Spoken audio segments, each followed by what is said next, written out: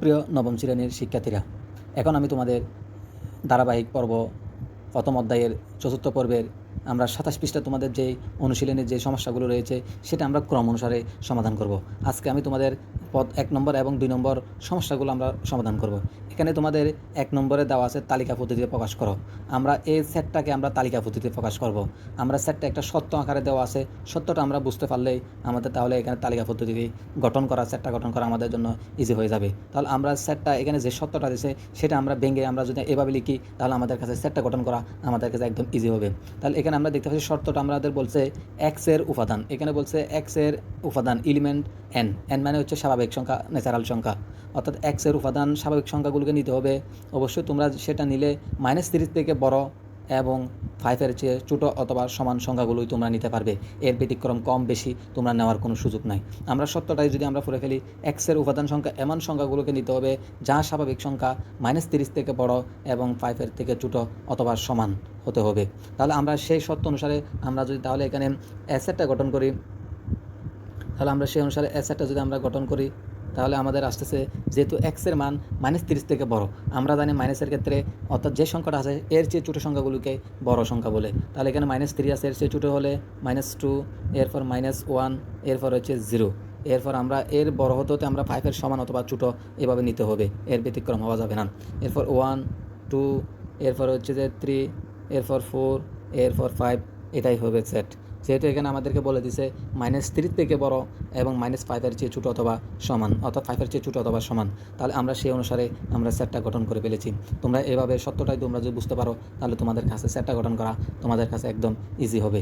এখানে আমাদের সত্য অনুসারে আমরা এখানে ক নম্বরটা আমরা সমাধান করেছি। এখন খ নম্বর আমাদের একটা সমস্যা আছে, সেটা আমরা সলভ করব। এখানে বলছে বি একটি সেট যেটা হচ্ছে এক্স এলিমেন্ট হবে জেড, জেড মানে হচ্ছে পূর্ণ সংখ্যা। আবার বলছে যে সেটা এক্সের মানগুলো হবে অবশ্যই মৌলিক সংখ্যা। আমরা পূর্ণ সংখ্যা নিব, সেগুলো আবার মৌলিক সংখ্যা হতে হবে, যেটাকে আবার বর্গ করলে সেটা 50-এর চেয়ে ছোটো অথবা সমান হতে হবে। তো আমরা সত্যটাই যদি আমরা ভালো করে লিখে দিতে পারি তাহলে আমাদের সেটটা গঠন করা একদম কোনো ব্যাপারও হবে না। তাহলে এখানে আমরা সত্যটা যদি বলি, এক্সের উপাদান সংখ্যা এমন সংখ্যাগুলোকে নিতে হবে যা এস স্কোয়ার এর মান পূর্ণবর্গ মৌলিক সংখ্যা হতে হবে। অর্থাৎ আমরা এস স্কোয়ারের মান যাইনি না কেন, সেটাকে বর্গ করলে মৌলিক সংখ্যাগুলো হতে হবে 50-এর চেয়ে ছোটো অথবা সমান। তো আমরা সেই সত্য অনুসারে আমরা যদি সেটটা গঠন করি তাহলে এখানে আমাদের বি সেটটা যদি আমরা গঠন করতে যাই তাহলে এখানে আমাদের বি সেটটা হবে, যেহেতু বলছে মৌলিক সংখ্যা সেগুলোকে আবার বর্গ করো। আমরা মৌলিক সংখ্যা জানি 1 কখনো মৌলিক সংখ্যা হতে পারে না, তো আমরা এটাকে ক্যান্সেল করে দিব। এরপর আমাদের মৌলিক সংখ্যা জানি 2, কারণ 2কে 2 এবং অন্য 1 ছাড়া অন্য কোনো সংখ্যা দিয়ে ভাগ করা যায় না, তাই এটি মৌলিক সংখ্যা। যেহেতু এখানে বর্গ করতে বলছে তাহলে আমরা বর্গ করলাম। এরপর 3 একটি মৌলিক সংখ্যা, সেটাকে বর্গ করলাম, 3কে বর্গ করলে হয় 9। এরপর আমরা 4 একটি মৌলিক সংখ্যা নয়, আমরা 4কে ধরতে পারবো না। 5 একটি মৌলিক সংখ্যা, 5কে বর্গ করলে হয় 25, সেটা 50-এর চেয়ে নিচে অথবা 50-এর নিচে আছে। এরপর আমরা 6 এক পূর্ণবর্গ সংখ্যা নয়, 7 হচ্ছে একটি পূর্ণবর্গ সংখ্যা, কারণ এই 7কে 7 এবং 1 ব্যতীত অন্য কোনো সংখ্যা দিয়ে ভাগ করে নিঃশেষে বিভাজ্য করা যায় না, অথবা ভগ্নাংশ ছাড়া কখনো পূর্ণ সংখ্যা পাওয়া সম্ভব নয়, তাই 7 একটি মৌলিক সংখ্যা। 7-এর উপর বর্গ করলে আমরা সেটা পাই অর্থাৎ 49, অর্থাৎ 49। যেহেতু এখানে 50-এর ছোটো, এর পরের সংখ্যা আমরা 9 পূর্ণবর্গ সংখ্যা নয়। যদি আমরা 11 নিই তাহলে এটা 11 হচ্ছে, একে বর্গ করলে সেটা 121 হয়ে যায়, যেটা 50-এর চেয়ে বড়। তাহলে আমরা এই সংখ্যাগুলোই অবশ্যই এই সেটের বি সেটের হবে সমাধান।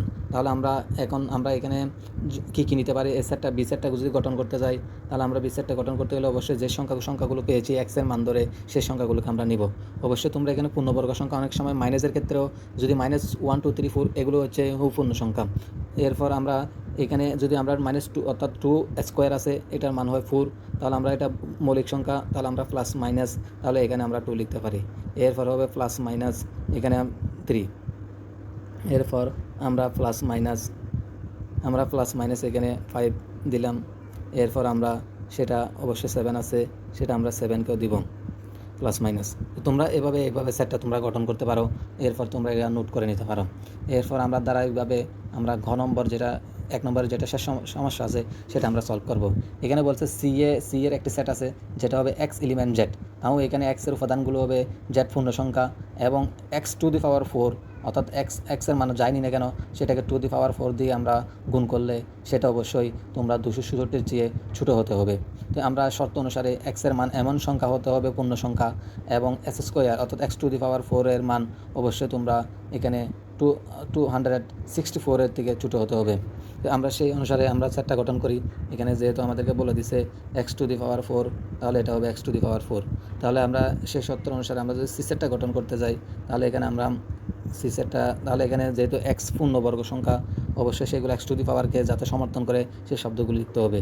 তাহলে আমরা এখানে যদি আমরা 1-এর উপর স্কোয়ার দিই সেটা হয় 1, এরপর 2-র উপর 2^4, 2^4 যদি আমরা 4 দিই তাহলে এর মান হয়ে যায় 16।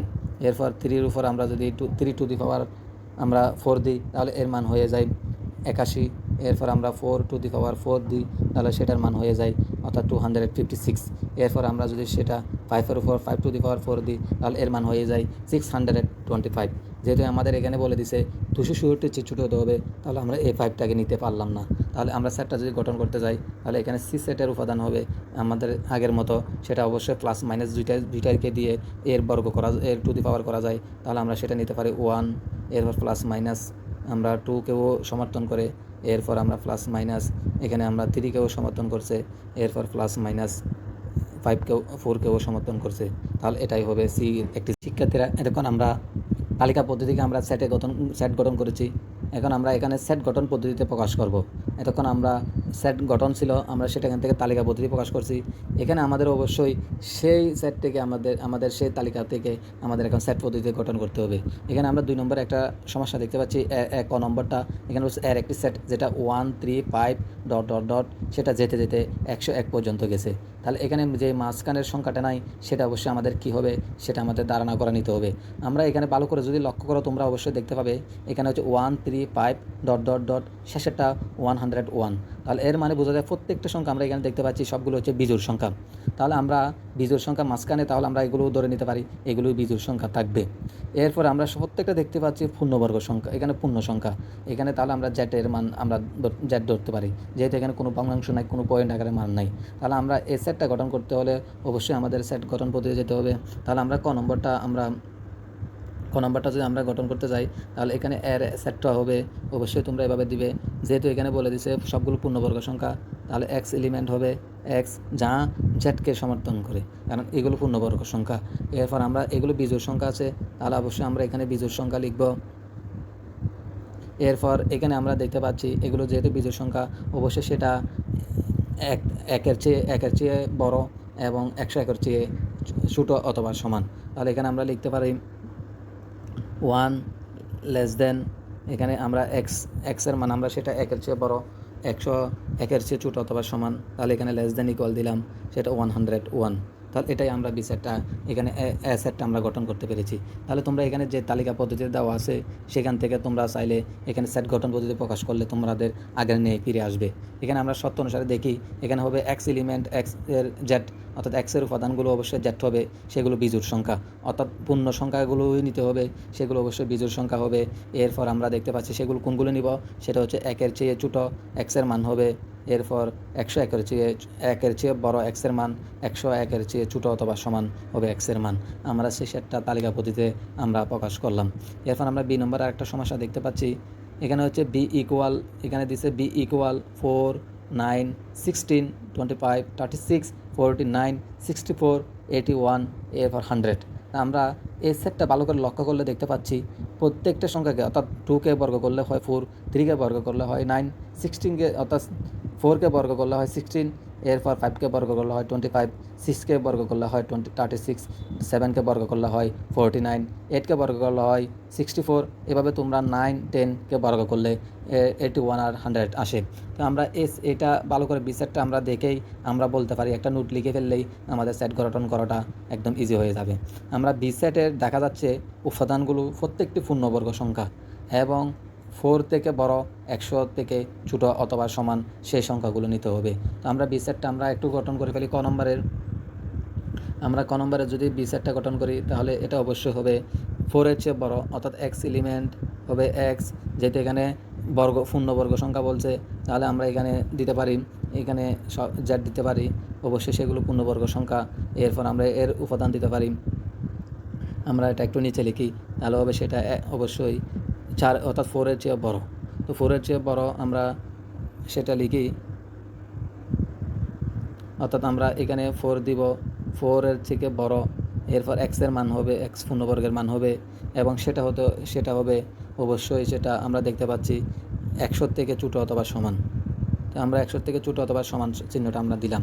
তো তোমরা এভাবে লিখতে পারো। আমরা যদি পরিষ্কার করি সেটা আবার লিখি, অবশ্যই তোমরা এভাবে লিখবে 4-এর থেকে, অর্থাৎ 4 লেস দেন এক্স, অর্থাৎ এক্সের মান হবে 4-এর চেয়ে বড়, এবং সেটা হবে অর্থাৎ লেস দেন ইকুয়াল 100। অর্থাৎ আমরা এটার বর্গ করলে এই সেটটা আমরা গঠন করতে পারি। তোমরা এভাবে যদি তোমরা সেটটা গঠন করতে পারো, এই সেটটা দেখে তোমরা শর্ত অনুসারে এটাই তোমরা পেবে। কারণ এখানে বলছে এক্সের উপাদানগুলো এমন সংখ্যাগুলো হবে 4-এর থেকে বড়, এক্স স্কোয়ারের মান, এবং 100 থেকে ছোটো, তাহলে এর মানটাই আমরা এই সেটটা গঠন এভাবে করতে পারি। এরপর আমাদের আজকের মতো আমাদের এখানে দ্বিতীয় পর্বের আমাদের এখানে যে দুইটা সমস্যা আছে আমরা সলভ করলাম। এবং আমাদের ভিডিওটি তোমাদের যদি ভালো লেগে থাকে তাহলে তোমরা অবশ্যই লাইক করবে, তোমাদের মতামত এবং অভিযোগ জানাতে তোমাদের এখানে কমেন্ট করতে হবে। এরপর তোমরা যদি আমাদের ভিডিওগুলো ক্রম অনুসারে পেতে চাও তাহলে তোমরা সাবস্ক্রাইব করে বেল আইকনটি ক্লিক করে দিবে।